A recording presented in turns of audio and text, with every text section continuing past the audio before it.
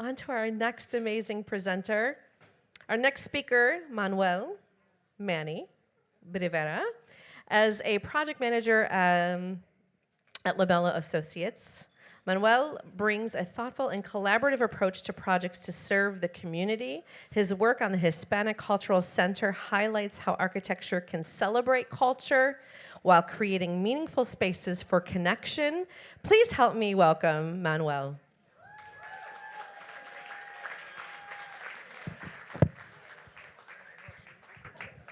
Awesome. Thank you so much.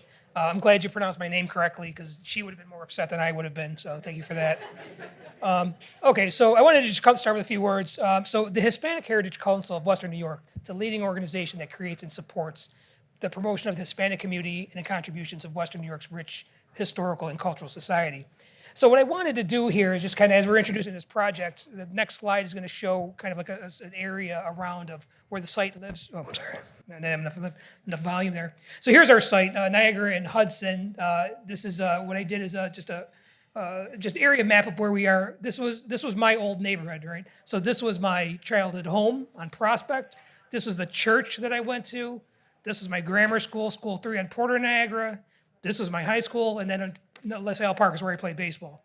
So here's our site. Our site was pretty complicated. There's a number of different zones that we had to accomplish and get approved. And through our lawyers, Rob Faltzgraf and Romanowski, who helped us get through 9 variances to get the project built, it was pretty phenomenal. Yep, no worries. Yeah, some of our so this is a shot of some of our initial inspiration. This is Old San Juan is joyous and bright and vibrant. We wanted to bring that into the cultural center. This slide shows one face of our inspiration, showing the casitas, the pastel colors, the detailing behind it, some of the rich wood detailing, the brick pavers. And here's a view of our exterior elevations. The left image shows kind of like more of a civic kind of presence, and the right image shows more of a neighborhood kind of engagement. It's right at the side street. It's a walkable area. We took some colors from the Hispanic Heritage Council's logo. We have some oranges and some greens, and in the back there's a red box because why not? The first floor, there's a lot of things that are happening in this building. So right in the first floor, this is our Hudson entrance. We have a theater in the back. There's 150 seats on the first floor, 50 seats on the second floor. We have an art gallery. There's the HHC offices. There's a cafe. There's a tenant. I don't think we could shoehorn many other things into this floor plan. So going back to the kind of concept, right? So we're showing the casitas again on the left side, and then here's the images that you see when you enter on Hudson. There's our main reception. There's the art gallery entrance. There's some warmth to the wood. We have some terrazzo on the floors, and we have some film for the HAC offices that kind of draws from those pastel colors. So the office itself now, as you're seeing, you're kind of seeing through back to the main entrances. We're getting some nice filtered light through it. The site was unique because there's a lot of elevation change that we had to deal with. You don't really think about it that much on the west side, but there's about 7 feet we had to pick up. So we had some ramps and some stairs on the side here, which kind of get us from the cafe back down to the back of house. And then here's our theater that you walk into. So the theater is going to do a lot of different things itself. So the theater is designed to facilitate performances like spoken word lectures, music. There's a guitar programs that are in play by the Cultural Center.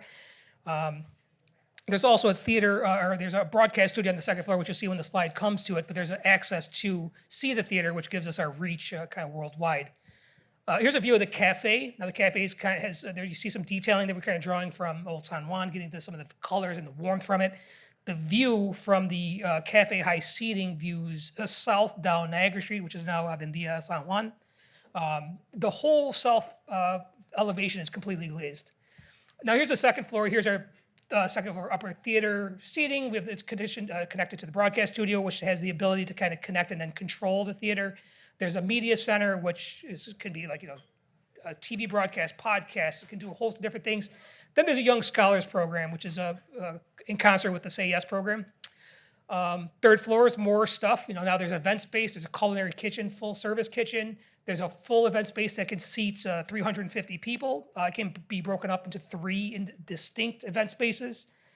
So if you wanted to have 3 quinceañeras, 3 weddings, 3 baptisms, all those things can happen at the same time.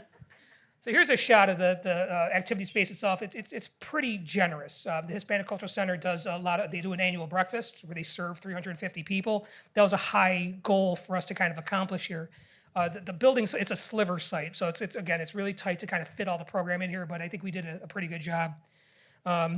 So now this is a slide, this is the part of the other side of the inspiration. So Castillo San Felipe del Morro, right? So this was an icon of the Puerto Rican zeitgeist. It's a physical manifestation of the Borican resilience.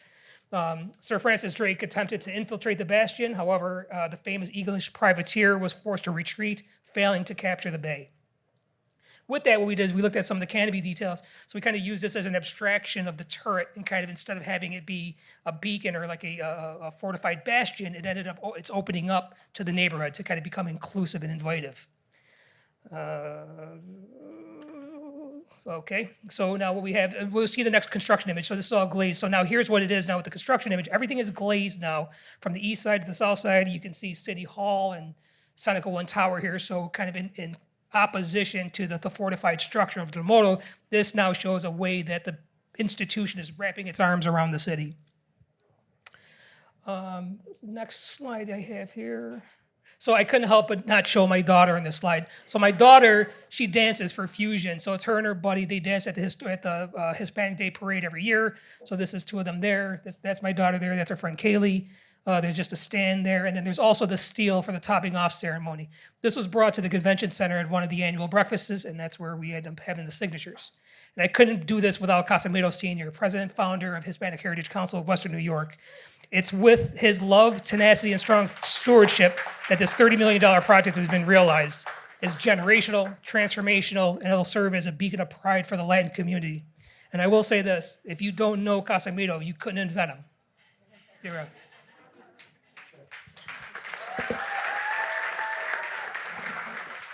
Thank you, Manuel. What an amazing, amazing project. You should be very proud. We can't wait till we see everybody occupying that space. And what a testament when you say 9 variances. That could scare anybody. But that's a testament to the determination and pride of the Hispanic Cultural Center. So thank you so much. That's beautiful. We can't wait to see it. And it's right there on Niagara Street. So you can't miss it.